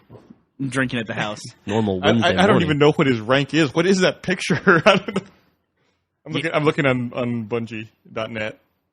It's like I also feel like, Joel, that there's rewards. Lieutenant Colonel Grade 3. There's rewards for playing campaign ongoing. Like you continue to get credits and you continue to rank your multiplayer. That's a guy good up. point. Yeah, That's one a of good point. today's daily It should- challenges It should be that way. is to kill 50 elites in campaign. It's a daily challenge? Yeah. I'm just trying to think where you do that. Yeah, they've had that one before, haven't they? I don't know. I think so. Yeah, I've gotten that one. I got that one on. It's funny where I am now in the Legendary campaign. When you're playing Legendary and you have to die and restart constantly, you end up killing 150 elites pretty quick. Yeah? I think I did it on the long. I think I did it just on the Long Night of Solace level. Right, because checkpoints, it just keeps your tally going. Right. Oh, you're right. That's That's what I did. I just kept going up and down the beach. That makes sense. That makes Yeah, sense. yeah. Or you could do the last level. There's 5 right there. You just run that room 10 times and you're Yeah. done. I'm way behind. I'll never catch up, probably. What do you mean in terms of rank? Yeah, I don't know that I will ever complete the Legendary. You're terrible at Halo. Well, I'm terrible at Halo. the nice thing about ranking up in Reach But I make is some killer maps. like I could never make General in Halo 3 because I'm not that good. Like I would never. It's be just not able gonna to. happen. It's not going to happen. But you can totally do it in Reach because you can do it in campaign. You can do it in firefight. You've got whatever avenue works best for you. Like I play a ton of firefight. I really like firefight matchmaking. Reach is a perfect game. Yeah. It's, they figured everything out. It's almost like they just knew like there's nothing else we can add into I mean, this. to date, it is the best game I've ever played. But it's like you can just see like all the little pieces that they had from all the different games finally coming together. yeah. And they've ditched stuff that didn't matter. Like there's no dual wielding in Reach that, people didn't identify with, and I'm sure there's other things I can't even think of that, weren't a big deal. Yeah. Well, And they some quit- things are still there, that like scoring is still there, but it's not as prominent as it was in Halo 3 because it wasn't that important. Well, like you said, it's just a tweaking. Dual wielding's gone. Even the equipment changed. To where Right. its armor ability. It's just like a more refined system. Right. Yeah. You think that the logic there is that maybe the Master Chief has access to all the equipment at any point in time whenever he wants to use it, and he doesn't have to choose which one he wants? Like he doesn't. Yeah, I guess. But how different is that though? I mean, the equipment system is theoretically supposed to be better. Yeah, in- I mean, like armor abilities, you can change on the fly in campaign. You just have to Oh, find that's them. true. I guess, and Just- then they have. Yeah, just like in. It's one of those things. Yeah, who knows? The war was very taxing on the economy. But let me ask you this, since I played so much Reach. One more thing: when you guys play Halo, do you guys find it's much, much, much harder to kill something from behind than when you're facing it? Like when you're shooting at it. I know hitting it, Yeah. instant death. Yeah. Like if a grunt is running away, it takes about 5-6 shots to kill a grunt. Well- where if it's facing you, it's one shot. Grunts in instead. particular, it's hard to see their head from behind. Right. I feel like they have like a collar piece Right. or a piece of armor or Right. like some plate on the back, so it's Right. harder. You only have like a little section Like on a- the top of their skull, Like a turtle. and in the front you've got like their entire face. Yeah. Yeah.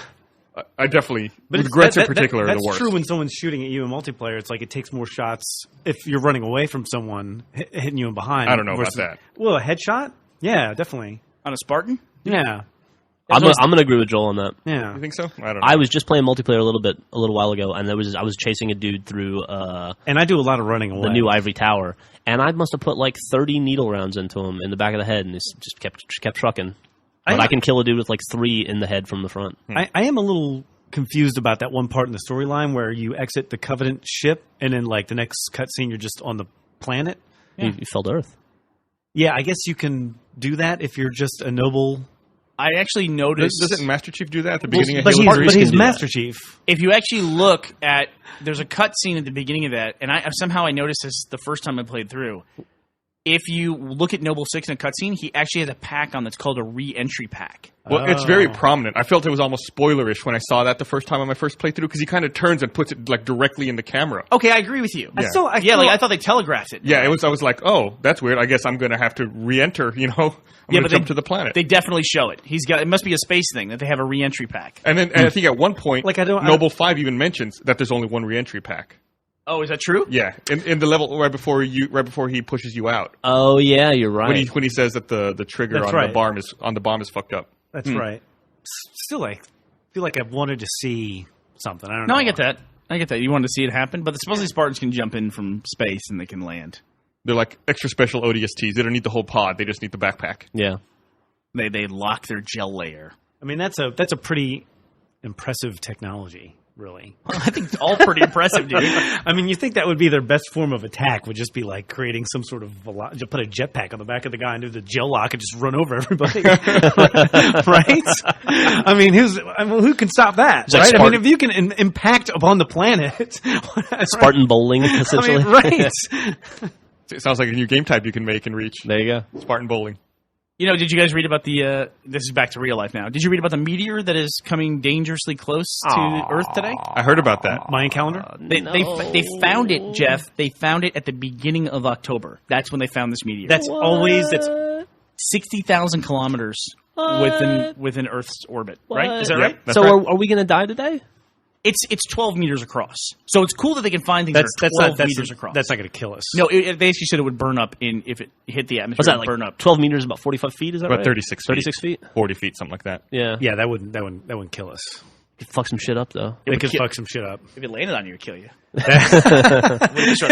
Knowing my odds, that's probably exactly what's going to happen now. If it had a jackal shield, it would kill me. Didn't someone? I may be totally talking out my ass here, but I feel like wasn't there a story a couple years ago about someone who was like taking a nap on their couch and they got hit by a meteor and survived? It was like it came through. It like had, I guess, decelerated enough going through their attic and their second story, and it like hit them in their couch, and they're like, "Oh, that it really hurt," but they survived, and they had this meteor that hit them. Thank God they put on that second floor. Maybe the jail. Maybe they're in their cellar or basement. I do seem to remember that as well. Did he Piece of get Master hit Chief. in the hand or something with it? I think so. Yeah. Yeah. Hey, are you guys... It wasn't the same guy from the Hadron Collider. Was Yeah, it? it was some woman in 1954. A meteorite struck her. Yeah, I feel like That every. is crazy. I The feel like- probability of that, Gus. Oh yeah, No, yeah, that's fucking insane. yeah. I think it's made up. Just the No, I'm sure it's- the probability of that. I mean, there's a lot of meteorites that hit the planet every day. I mean, small ones. I mean, Not true. hundreds of them. not even close. All to right, look it up. Look No. it up. It hit her in the hip. It was November 30th, 1954, and it was a woman in Alabama. Her name was Anne Hewlett. Oh, Miss Hewlett. Yeah, I know her. No, and NASA has confirmed it. What part of Alabama is she from? Siliquaga? I don't know where that is. Siliquaga. That was the Silicon Valley of Alabama. Does anybody know what Alabama fell to in the polls? I haven't had the heart to look. No, I haven't looked. Jeff's team, Alabama, lost. But as a Texas fan, I'm not aware of that anymore because I literally can't acknowledge college football after last week. God. But I did say when we first started the podcast 2 years ago, I said, Rangers, they're going. And I was a year early, but although they might be eliminated tonight. Yeah, then But I'll the tell you series tied what. up. Series is tied up 2-2. So whoever wins tonight is going to meet the Yankees in the ALCS. So whoever But I wins gotta tonight's tell going you, to lose to the Yankees. I would much rather. I'd much rather lose to Tampa Bay. I mean, if the Rangers go the ALCS, Wouldn't you and rather lose beat the to Yankees? I'd love to. I'm a Ranger fan, Gus. Let's not get crazy. I have a special message from YouTube for Jeff. Here's my little message to Alabama fans. Yes! And you're right! You guys fucking lost! You lose! So sorry! You lose! God, I'm sick and fucking tired of hearing Saban is our hero! Saban is our hero! You fucking lost to South Carolina, you fucking faggots! Jesus. well, I gotta see that guy's face. That guy is fucking somebody fired is, up. someone's obviously an college. Auburn fan. If you're a college football fan, how have you not felt that way at some point during, right? Dude, when Texas beat USC, dude, I lived in Southern California 10 years getting beat on USC fans. Oh, That is an angry young man Dude, right that there. that kid needs therapy. Yeah, that's pretty out there. He's a pretty angry guy. Who's he a fan of? Who knows? Who cares? We're going to research this guy's He's life. like the German kid who got angry at the video game. Good lord. Somebody translated that. It was pretty interesting. The kid couldn't wait for it to load. Man. That's... Is that what it was? So how could would the kid tape himself doing that? He couldn't wait Oh. for it to load? Yeah. The game wouldn't load. I think he's trying to play Counter-Strike. And Oh, he's- there you go. And he's saying, why won't it load? Load, you stupid level. No. And then he would get disconnected from a server and then reconnect. And he's screaming. Hey, are you guys excited about the biggest media event of the year happening Friday? I'm so excited. Gonna be the best thing what ever. you're talking about. What So is it? I don't even What know. are you talking about? What, you guys don't know? Fucking Jackass 3D comes out Friday. I'm so excited. It's gonna be the best day of the year. I gotta see that somewhere. Oh my god, I'm so excited. We're all gonna go. Go with us. I don't want to go somewhere crowded. We're gonna go to a draft house. We're gonna go gold class, I think. Oh, that's a good idea. You can't go to gold class to watch that movie. You absolutely can. They have booze and food. Joel makes a good point though. Gold Class is a very nice upscale theater here in Austin where they have about You're gonna be the 40 seats total in the place. Yeah. And they're these big recliners. I see. I You should went see it there. with I a went raucous there. crowd. I went there this weekend, and I literally saw an overweight, 55-something gray-haired gentleman making fun of like the servers because they're servers. Like that's Ow. that sucks. Wait a minute, tell me that. So you're talking about the waiters essentially. in the place. There was some belittling the overweight- waiters. Yeah, there was some it was the worst thing I'd ever seen. There was like some overweight, old, pompous douchebag guy who brought his like 7-year-old son there. And while the server is serving this douchebag 7-year-old little kid, he's like, and I guess they had been talking about getting a job or something like that. And he goes, see, that's why you want to get a job. You don't want to be a server the rest of your life. And it was like, are you In front of the I was like, servers? are you being serious? Like, did you just say that?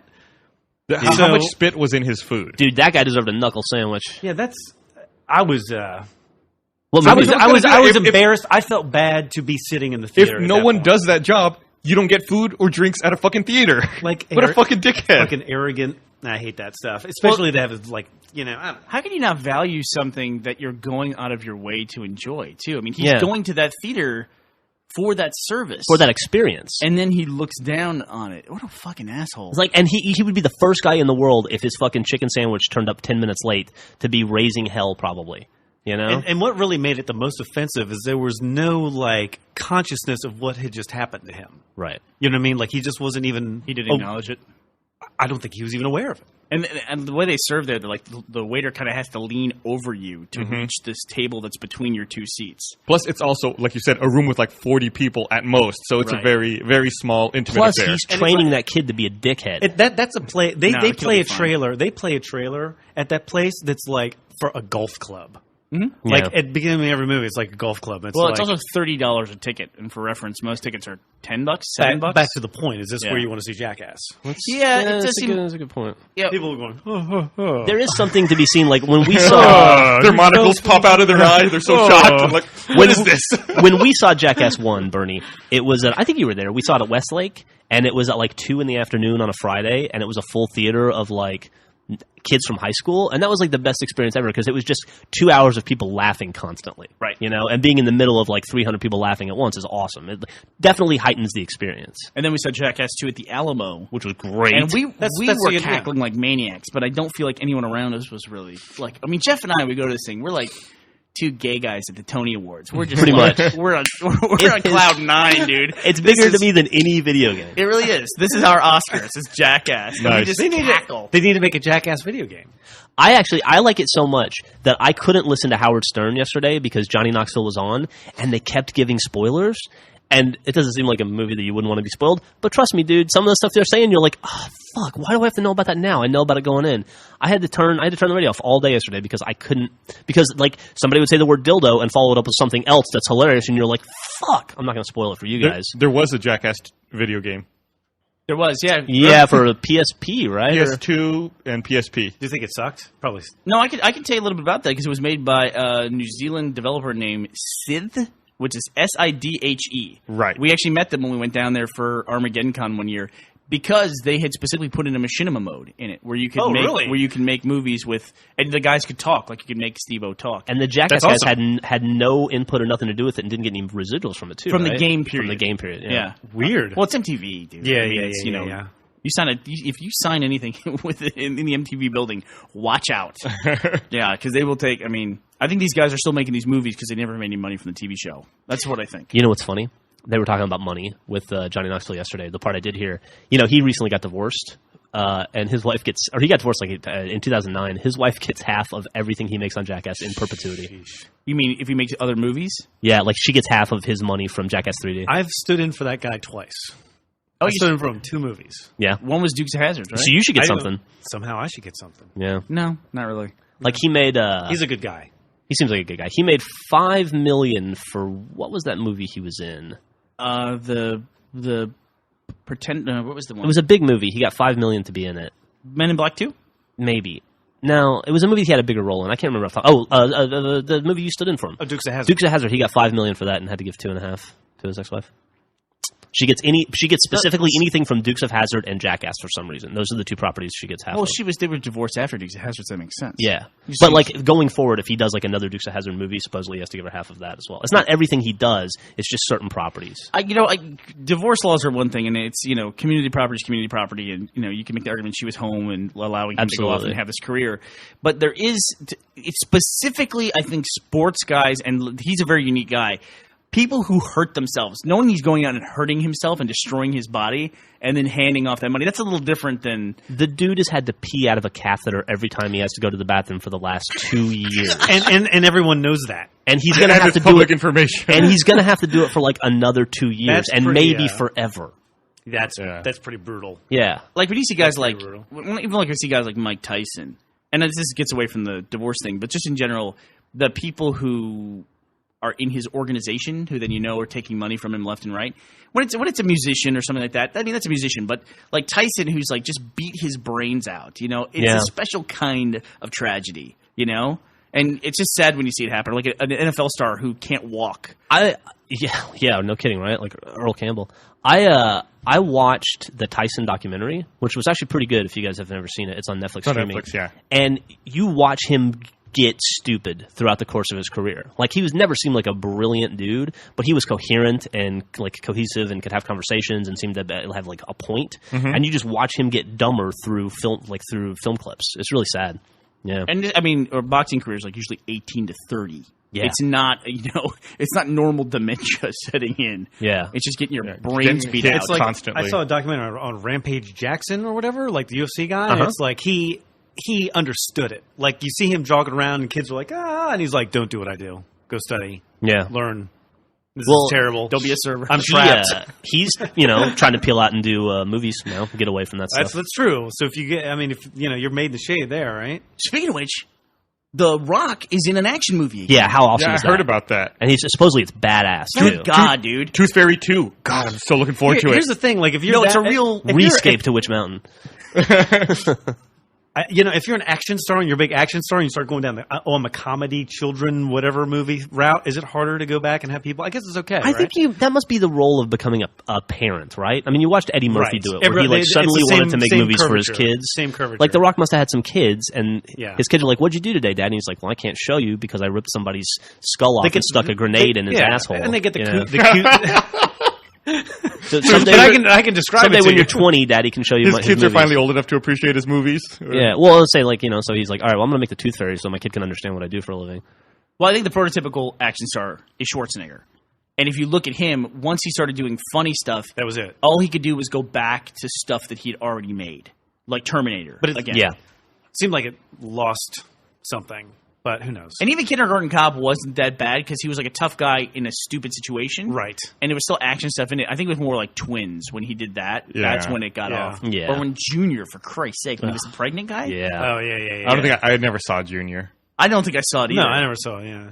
How do you get that billing together? How do you put Arnold Schwarzenegger in a movie with Emma Thompson? How do you Yeah, work that out? God. Maybe with the action stuff too, it's like maybe you get to the point where you're too old or you're just too tired to maintain that. Like it must be No. your entire life is like in the gym just to stay that ripped and probably doing all kinds of terrible steroids for your body and stuff. And then maybe at some point you just you get beat down and you're like, I can't keep it up. Yeah. Nobody wants to. I mean, look at Sylvester Stallone. We all love that he, still going strong with Rambo and the Expendables, but the dude has had a rough looking life. I'm glad to hear you say that, dude. 'Cause I can tell you, I'm sick of it. Working out constantly is getting on my Yeah, no. And I was thinking of you, actually. I don't get it though, because like you were talking about how he was on that interview on Stern. I think we do. I can't remember if we talked about this on the podcast or not. Where he's just like, "Well, I'm just struggling and blah blah blah, trying to get it made." And he's Oh, got, like, a producer Stallone. credit. Yeah. Yeah, and it's just like, well, I mean, don't you have money in the bank at this point? I mean, Well, you know- like if I have the money that he has, Yeah, you go say that I'm about not- anybody you're- else. You could. I think. I mean, you I'm not think a inf- guy. I'm not inflicting people anymore. But you still want to work, dude. You make still a wanna bunch do of stuff. money. You have like 3 ex-wives probably at this point. You've lost a ton of your money in divorces, and you make a lot of dumb decisions because you're like, I got $5 million Maybe this so. month. I'll make $5 million next month, and Maybe. then someday the scripts stop coming, and Maybe so. you're not smart with your cash. Maybe so. It sounds like Jeff has done a lot of research into divorce. I'm noticing a trend here. I've been divorced. Jeff's been through a divorce in his defense. once you go through a divorce, you notice stuff. Okay, before we get off movies, I want to point something out. We talked about The Town a couple of weeks ago. And Oh, yeah. I'm actually You guys saw it? No, but I thought this was interesting. I saw The Town on the list of movies that's showing at Gold Class when I was trying to buy our tickets. Uh-huh. And so I looked it up. Sure enough, I don't know if this is Ben Affleck's first directorial. It's not. It's his second. I remember you all talked about it. The other movie he did was Gone, Gone. Baby Gone. Gone Right. Baby Gone. But The Town, I think, has made, you can look it up, guys. I think it's made about $70 million, right about there. This movie has now outgrossed every single Kevin Smith movie ever. Kevin Smith has never had a $70 million movie. In fact, what was the That budget? What was the budget doesn't on The Town? surprise me at all. What was but the it's interesting, right? Because like, don't you consider Ben Affleck to kind of be in that stable of of Smithites? Kevin Yeah. Smith, and then he goes out and directs something, and it makes $70 million. Yeah, it's a really good No, point. no. He elevated past that a long time He ago. still Well, he Good Will still goes Hunting- back and does all those movies though. right, but Yeah, but you know, he's actually, I not, think he's not dependent upon him. no, not at all, not at all. But he I made consider him to fucking be- Jersey Girl. You know that was way into more his successful interestingly, career. The Town may have grossed as much of all of Kevin Smith's movies did combined. No, not quite. Because do you know what the highest grossing Kevin Smith directors? Look, hit the director tab. I'm looking right here. You know what the highest grossing Kevin Smith movie directed? I feel like I should know this. I'm gonna say it's Was it the? Chasing Amy. Yeah, that's what I would guess. Cop Out. Oh, not Ooh, Cop wow. Out. By I've the never- way, wow. what a tremendous piece of shit that mu- movie is. Really? Have you guys seen it? No. It is embarrassingly bad. I had to watch it on a plane. I had to turn it off. I was on a plane coming back from England, coming back from Scotland. So I had like 10 hours on me. I had to watch it in chunks. Where I would be like, I'll watch 20 minutes of it this time around. Next time it comes on in the cycle, I was able to stomach another 30 minutes. It was Okay, fucking I feel like brutal. I've been on a man on an island for the past 10, 15 years, however long Kevin Smith has been around, and I haven't seen Chasing Amy, and Sure. it seems like that might be a good movie. No. But of the movies that I've seen him do, are you really being serious? I mean, seriously? Like, this is good? What are we taking? Oh, you don't like Kevin Smith? Is what you're saying? Well, No. I'm sure he's a nice guy, but a lot of the movies that he's made, I don't get it. Dude, I understand what you're saying. I think his movies are very juvenile. I haven't this seen them was all. bad for a Kevin Smith film. I'll say that. And I think Clerks was an awesome movie. I could still sit down and watch Clerks today. Clerks was, I thought, the strongest. I hear Clerks But 2 it's was like- very but again, good. I never saw it. Think about Clerks. Should That be- was a movie that came out of nowhere. You had low expectations. It was an independent thing. Okay, cool. But then what was the other one? Mallrats? I did not like Mallrats. But Kevin Smith as a director, like, if you start naming directors in America, Right. you're going to get to Kevin Smith pretty quickly. Absolutely. You're Right, not right. going to get to Ben Affleck that quickly. Yeah. Even like Spike Lee, you'll get to Spike Lee. Right. And Kevin Smith is in that same class of director as Spike Lee. He has a very specific audience, people that live and die with his stuff. And that's, Yeah. you couldn't ask for anything better. I mean, he's had a longer career than 99.9% of all directors that have ever directed anything. And it doesn't Clerks matter. was 16 years ago. It doesn't matter what Kevin Smith directs because he has. You're right. He's got that instilled audience that's always going to go and watch and support his stuff and buy the shit out of that guy's merchandise. It's so- Like, say what it's you so- will about that dude. He is a merchandising genius. It's so funny because there are Hollywood directors out there that are good directors and no one knows their name. Like, they direct a lot of movies. There's a guy, Johnny, who did, I can't remember his name, but he does a lot of. What's name There a movie are- he did? Did he do The Alamo? He just did the Walt Disney movie with the Secretariat. He just did that movie. He's not. if he's working for Walt Disney, what do you care if you know his name? No, but it's just funny to me that it's just like there's a lot of directors out there, especially TV directors, certainly legitimate people who know what they're doing. No one knows who they are. But if they're yet- working, who cares? I mean, It's just funny, like how some people have a name and are held up, you know. And I guess it's just because someone like Kevin Smith is a very distinctive flavor. Well, he got famous in an interesting way too. I mean, he made his own film. He did the Robert Rodriguez thing, Right. And But it seems like and if you're- broke into the industry in a cool way. He didn't break into it doing like made-for-TV movies and slowly building his way up. that's you true. know, and That's doing true. studio films. That's true. You know, you mentioned that Secretariat movie. I don't know if y'all have seen this, but they've been playing a lot of like TV commercials for it. And I guess, you know, I don't. I mean, I guess I kind of know what the movie's about, but there's this one scene in the trailer where they like cut to a guy who I guess is the bad guy in the movie. He looks at the camera and says, "Secretariat's going down." It's like, really? Yeah, There's a lot of it's so dialogue in funny. this movie. You also got to give Kevin Smith credit because he made himself a personality. You know, I mean, Absolutely. he gave himself a good character, put it in that first movie, Absolutely. and then he probably spends about as much time on developing his films as he does his brand of him. You know, Like his clone. yeah, I hate like his when clone. people use the term brand in reference to a person that bugs No. me. But I mean, look at Spike Lee. Spike Lee is still, floor seats for the Knicks every damn game. You know, and when was the last time you went to see a Spike Lee movie? I don't even remember the last Spike Lee movie. I think Inside Man. Which Inside was Man. fucking awesome. tremendous. Denzel Washington movie with who's the Clive Owen. Clive Owen. Dude, great, Yeah? fantastic You ever seen movie. it? No. It might be the best Spike Lee movie Really? ever. One made. of the best heist movies ever made. One of the best New yeah. York movies where New York is a character. Yeah. and the people who live in New York, it's tremendous. It seems like any time you have a movie where it's like people stealing money and it's set in New York, it's like New York is not going to let you escape. It seems like that should be the premise of the movie. It's like the Bill Murray movie. I think right? the last Spike Lee yeah. movie I saw was Summer of Sam. Summer of Sam. That movie was man, a long not time good. ago. No, the movie was not good. Inside Man is Inside Man. You is never saw really Inside good. Man, Gus? Nuh-uh. Oh, so good. I You think never they're saw making Inside a Man? sequel. I can't believe you never saw Inside Man. Yeah, it's great. Denzel Washington's great in it. Clive Owen's great in it, and just like and then it's nothing but character actors. I think. Oh, Jodie Foster's in it too. right. She she's plays really like a good. minor villain character. Yeah, good one. yeah, Really very good. I'm checking it out. Is that on Netflix? Is it on I have streaming? no mean? idea. I saw it in the theater. I'll Who's look the for old it. dude in that? He's a real classic actor. Looks like Christopher Plummer. Josh, you're gonna have to look that up for us. Inside Yeah, Man. I don't know. But listen, the only Kevin Smith movie that I legitimately didn't like was Dogma. I don't have any opinion of Mallrats. I realize people really liked it, but I think I was because I just like Clerks so much. And Clerks 2, for a sequel that Christopher came Plummer. out, thank you, Christopher Plummer. For a movie that came out 10 years or whatever after the original movie, great sequel. I hear it's good. I hear You it's should really see good. it. Why haven't you seen it? I really enjoyed it. I have no idea. I just haven't sat down to do it. How much did the town cost to make? Do we know that? 37 million. 37 And million. it's made 70, so that's awesome. Really, and I got to see it because it looks good. Yeah, I really want to see it. They say it's a like a free consideration type film. Really? Yeah, I mean, Who's they? is that the buzz? The critics. Don't question The them. critics. That's what Variety says. Don't question them. All right, well, we need to wrap up here before we go too long. Okay. Everyone go see Jackass 3D. So Jackass 3D is on the plate this week, and I might be checking out Inside Man. You should see it. Anything else we need to plug? I would like to plug something that I finally have in my hands after all this time. Do it. It's not our thing, but I'm in love with it. I have my black chat pad for my Xbox controller. Joel, look at this. Look how beautiful that is. Wow. It's gorgeous. I got to They're admit, that's finally pretty- selling these You things. should wear that like a necklace.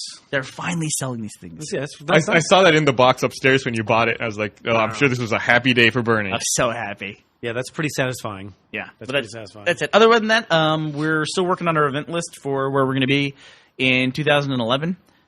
We finally found a UK convention. Yeah, that looks promising. I contacted them. We're talking, so hopefully we'll get that worked out. And thank you to the Red vs. Blue fans who sent that in. Don't ask them to have a nice day. Do not ask anyone to have a nice day when we're there. There you go.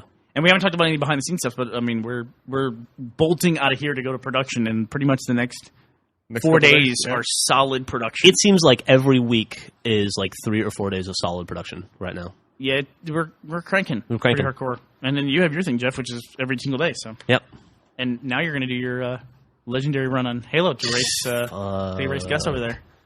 I got a head start. He's got a six level head start. All right. Well, thanks for listening, everyone. Ta ta. Bye.